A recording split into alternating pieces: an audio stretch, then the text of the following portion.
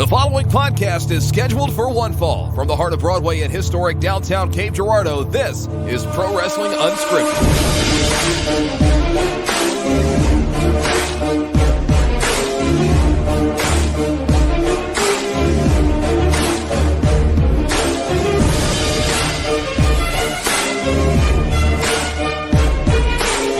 Ladies and gentlemen, it's not Wednesday, June 1st, 2022. It's actually June 2nd, 2022, and this is part of a two-part episode tonight. First episode is Pro Wrestling Unscripted, which is what you're listening to now. Welcome, by the way. And then we've got After Dark immediately after this. But for now, we're going to talk about the wrestling. My name is Shannon Young. I'm Mr. 100, and I'm going to be your host. But with me, of course, is my co-host, former host, and former GM of Cape Championship Wrestling, Double H. I gotta stop doing that active listening thing.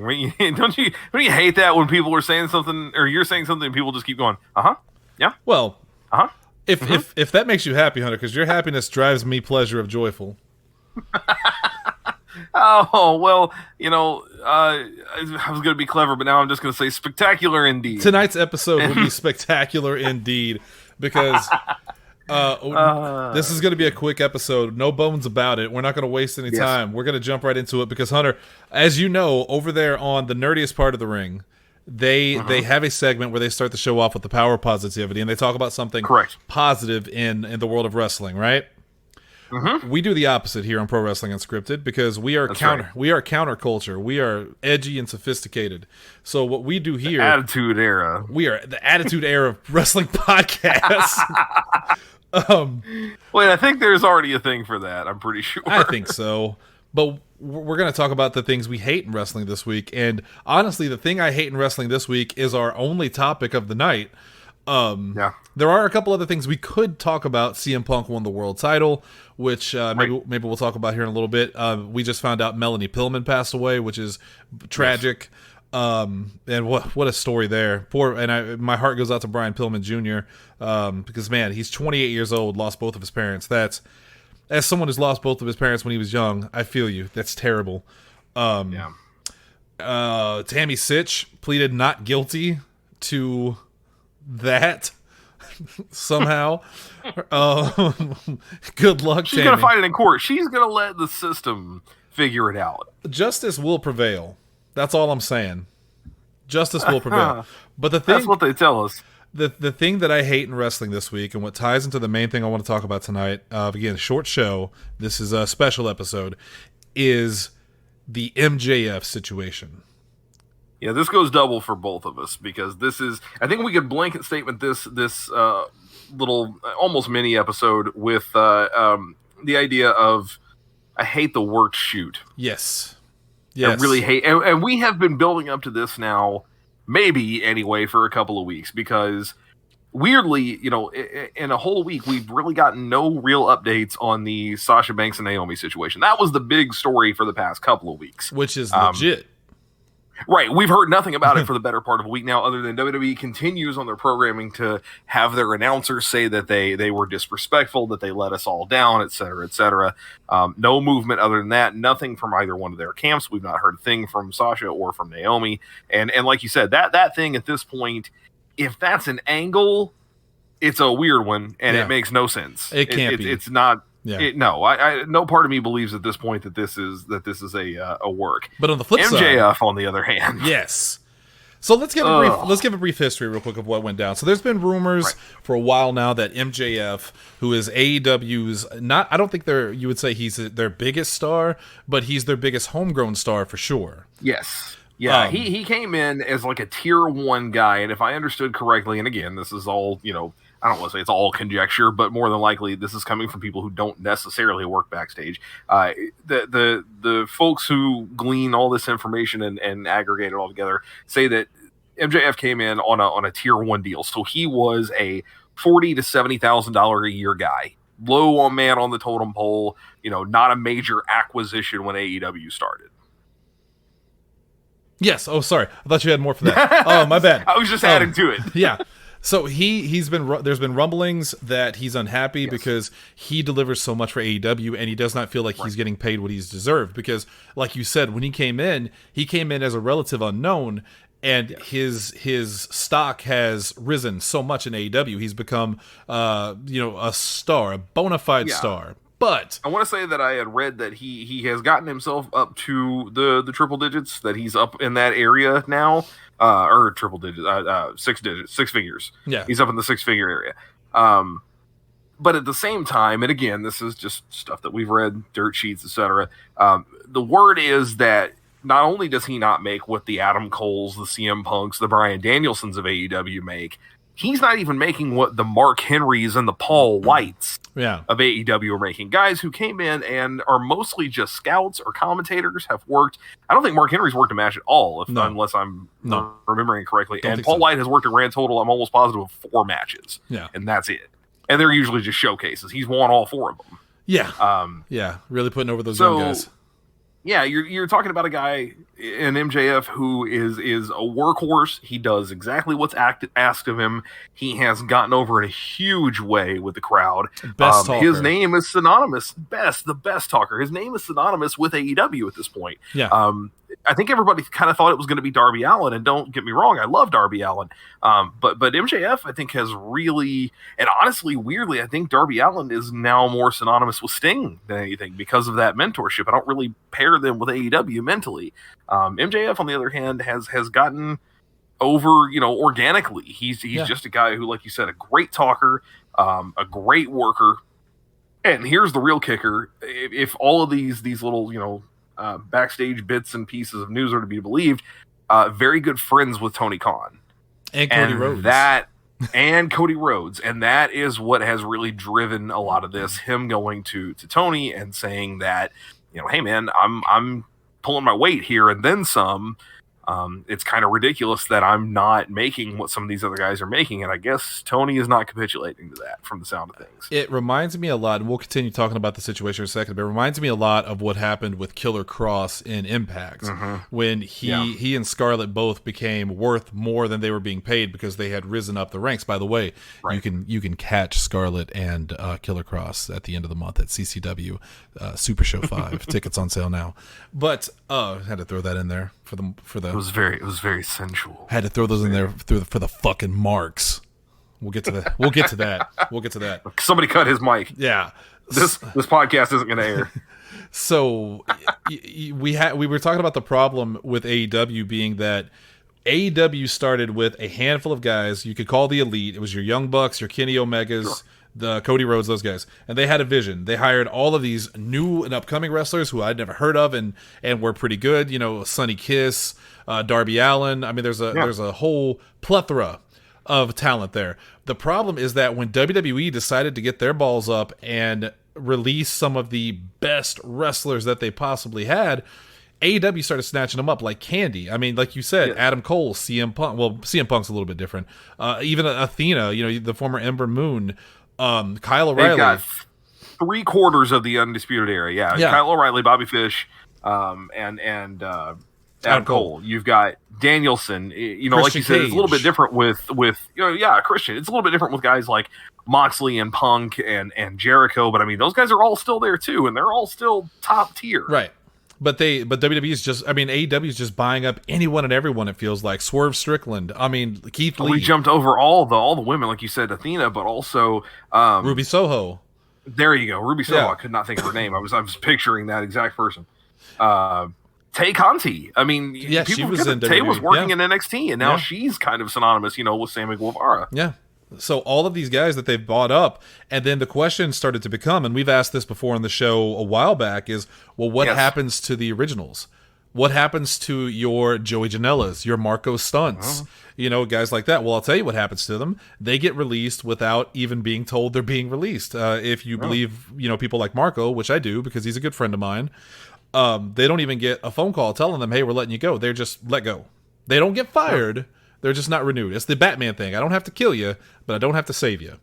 Or they go in and they see the writing on the wall and they get their own releases. Like Big some people Swole. are kind of taking off, saying, "Hey, this isn't working for me." As an aside, and I'm jumping the gun a little bit here in a way, but because this is happening recently, but I just saw something before we came on that Thunder Rosa, who is the AEW Women's Champion, is getting frustrated with her lack of TV time, and which is fair. Wouldn't be? Yeah, it's fair. I mean, that's you're the Women's Champion, and don't get me wrong, there's been a lot of attention on AEW's got a great deep women's roster that they don't and it's great that they're highlighting more than a few people. But that's the problem. You got your Britt Bakers, who Britt Baker's great. Don't get me wrong, but she's winning the Owen tournament but is not the champion. Right? Where's Thunder Rosa?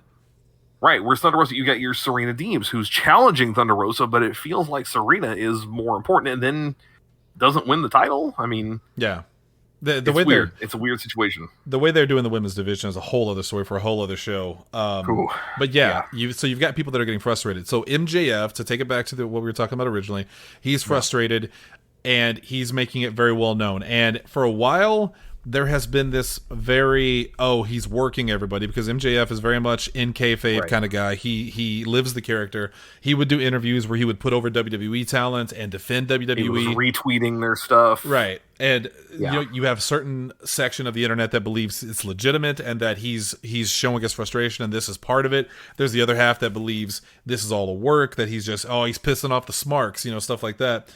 And then it all comes to a head this weekend. Right. We get a Double or Nothing on Sunday. He's in Las Vegas. People have spotted him. He's gambling. And he no-shows. Was it a signing event? It was a fan signing event that people paid apparently $100 to get his signature. Did not show up. Yeah, he's off gambling somewhere. He's there. Not only that, but later in the day, as no one gets a report from him on why he wasn't there, we're not getting any specifics. It's noted, somebody found out that he has booked a flight out of Vegas the night before Double or Nothing. Now, he didn't get on that flight, but he did book it. Yeah. His name was on the I guess manifest, for lack of a better term. He was set to leave. He didn't. He goes in, he does the show, he does the job with Wardlow.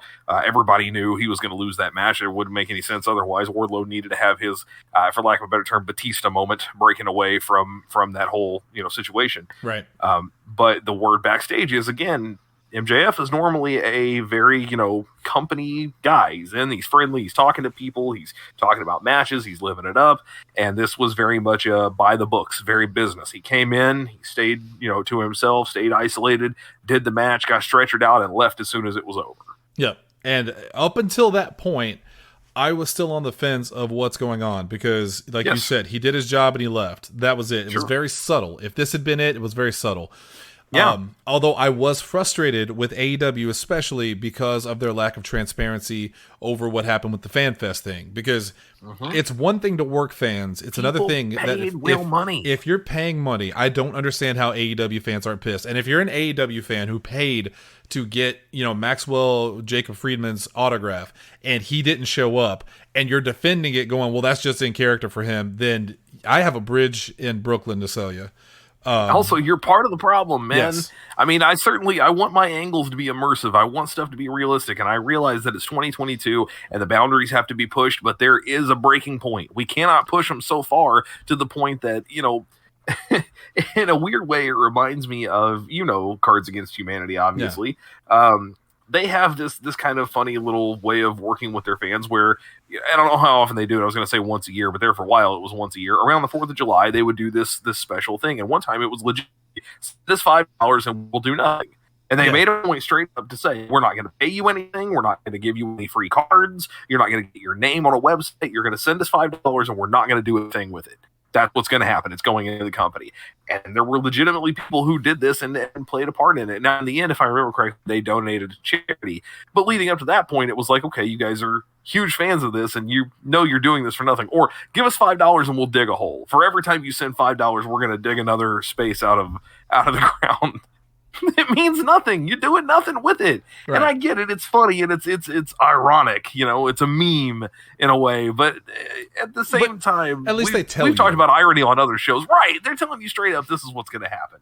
We've talked about irony on other shows. At what point is the ironic thing you're doing for irony, that when does it come full circle? When are you just doing it because you genuinely like it? Right. This is, I think, similar in that way. Like, okay, we're going to play up to his character, and we paid $100 but he didn't show, but that's just MJF. That's just MJF. Because he does... Is it going to come down when he's taking a shit on top of your head that you're like, oh, that's just how he goes. He definitely that crazy Maxwell respects kayfabe. Yeah, it's one thing for him to come to the events and badmouth you and cuss out children. Sure, that's in character. But whenever you're like ripping people off, that's unacceptable. But the question was that real or not? Did he really do that, or the question was because then Dynamite happened. And MJF came out, and all the people on the internet saying, oh my God, it's MJF's pipe bomb. It's not. Promoted in advance, too, by the way. Remember that AEW, for a full 24 hours before this, we will hear from MJF live this Wednesday night on Dynamite. So it's not like he just showed up and said, Scott Steiner did, give me a fucking mic. Yeah. Like, this was known in advance he was coming to do this. And, I'm not going to say it wasn't a good promo, because it was, but him trying to work the work to shoot angle of, I'm not paid what I deserve. If I was an ex-WWE guy, maybe I would. Maybe I should go over there and then come back. Let's cut his mic off. And then the infamous line, which didn't pass through on, what channel are they on?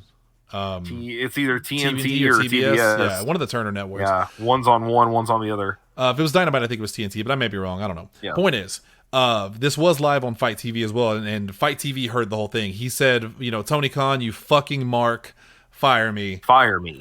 And the internet is going nuts right now, talking about, wow, MJF just laid down a pipe bomb and this and stuff. Very reminiscent of what CM Punk did. And I guess, I thought about this because I hate this. First off, I hate all this. Yeah, I hate it. And I was trying to think, well, why do I hate it? Because I loved it when CM Punk did it.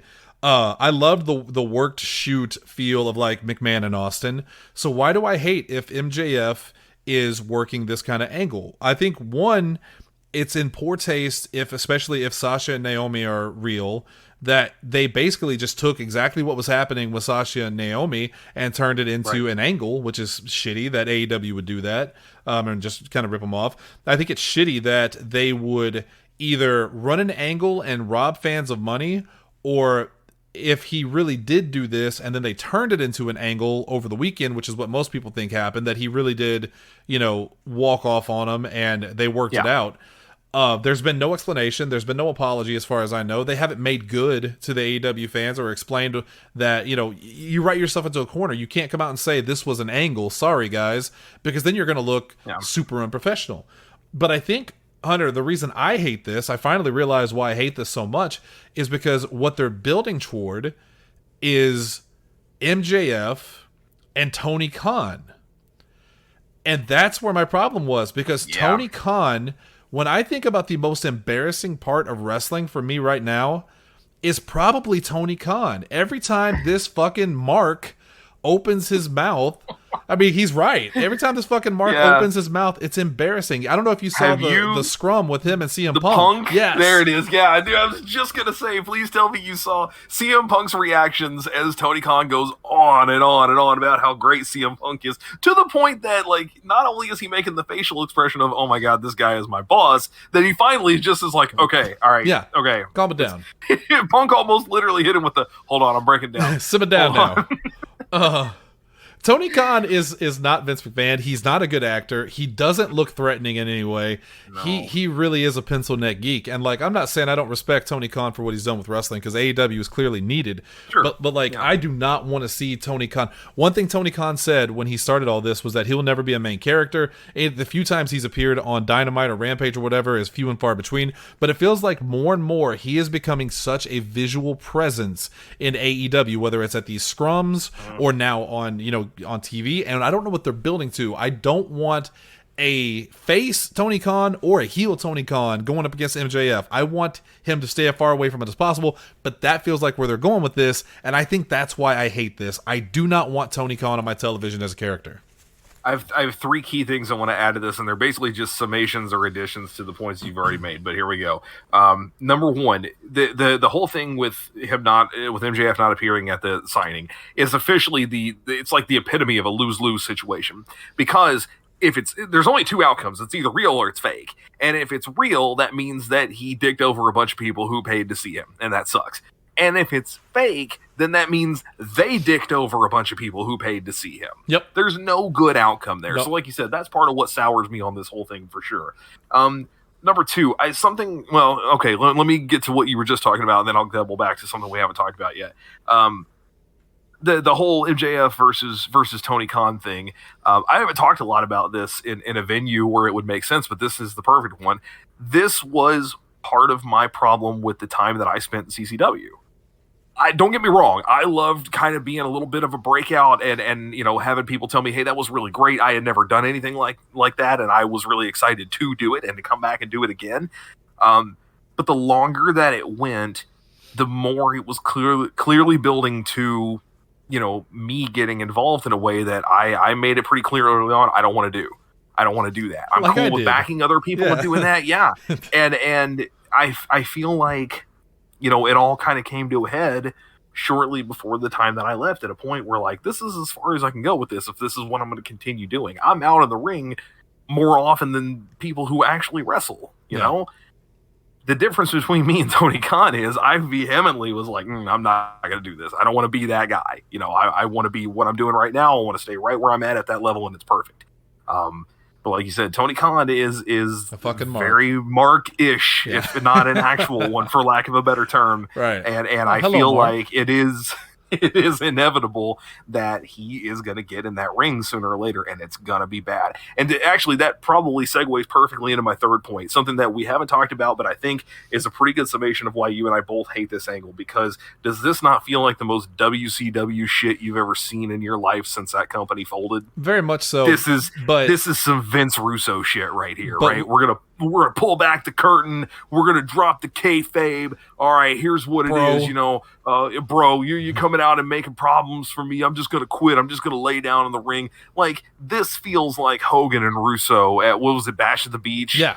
With Jarrett and all that. It's not quite that. That's way up here, but it's definitely getting close. And I hate it so much. I do not need to be worked into a shoot or what. I'm a fucking adult, man. Yeah. And anybody who's watching pro wrestling in 2022, even kids, generally know that it's not like real. Right. There's a certain level of that I will accept.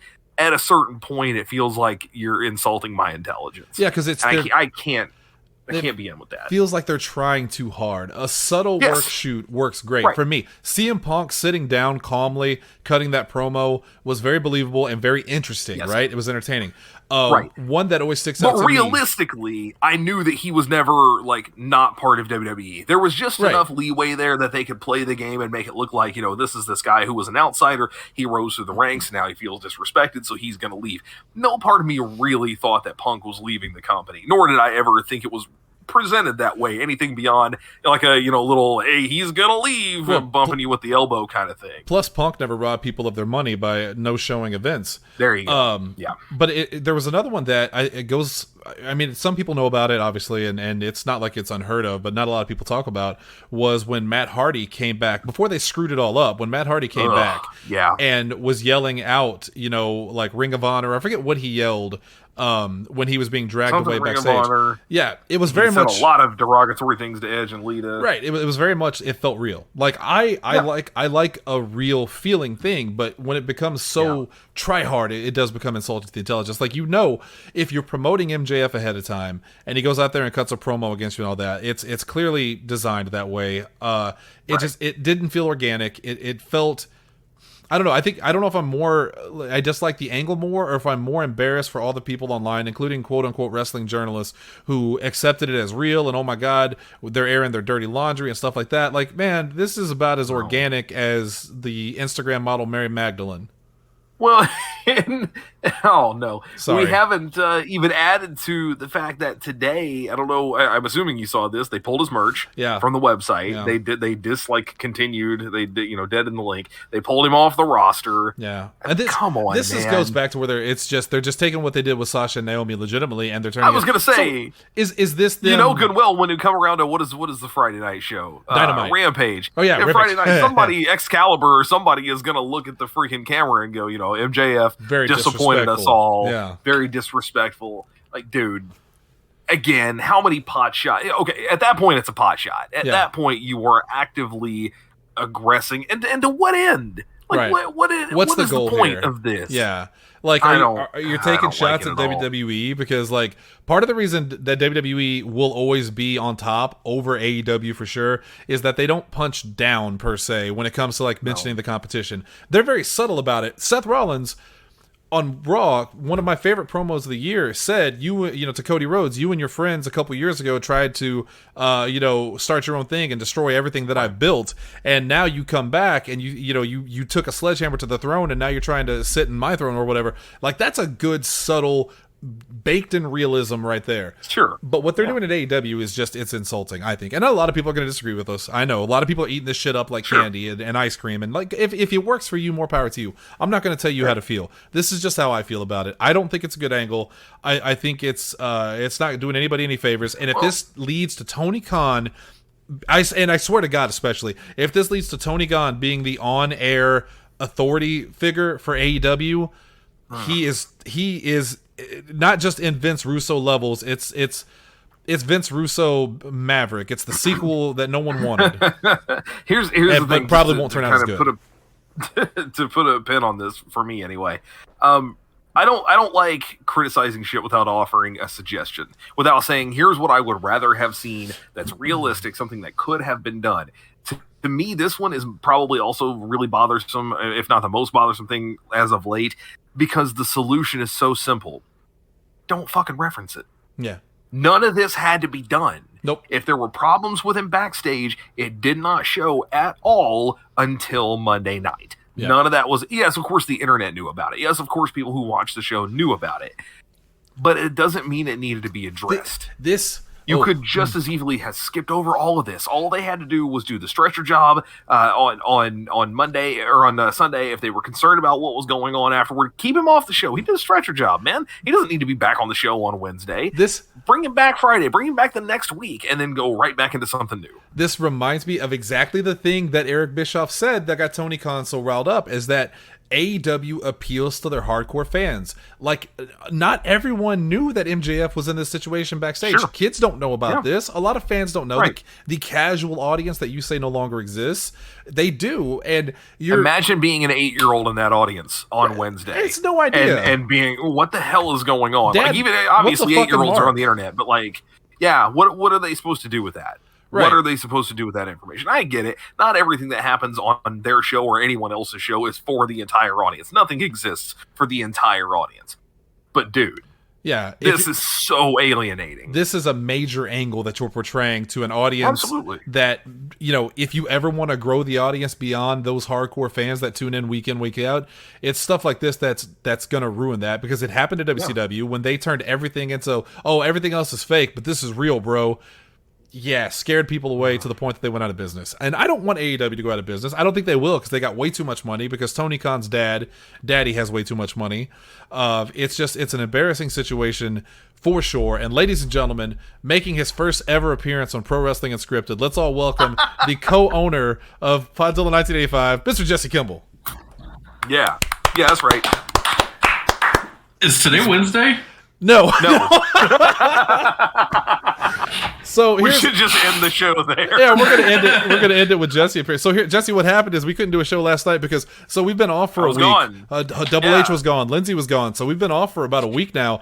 We wanted to talk about this MJF situation though. So Hunter and I was like, we could do this before the After Dark show on Thursday. And I was watching the time, going, "Oh, Jesse's gonna jump in here at some point." So yeah. So. Almost accomplished it. We're going to end it there. That's our thoughts on the MJF situation. We don't like it.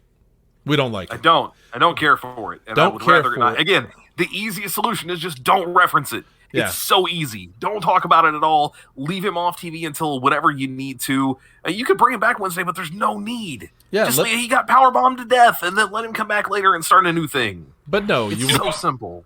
I'm going to hit you with a hot take. I don't think you should talk about it either. I don't know what we're talking about. You're right.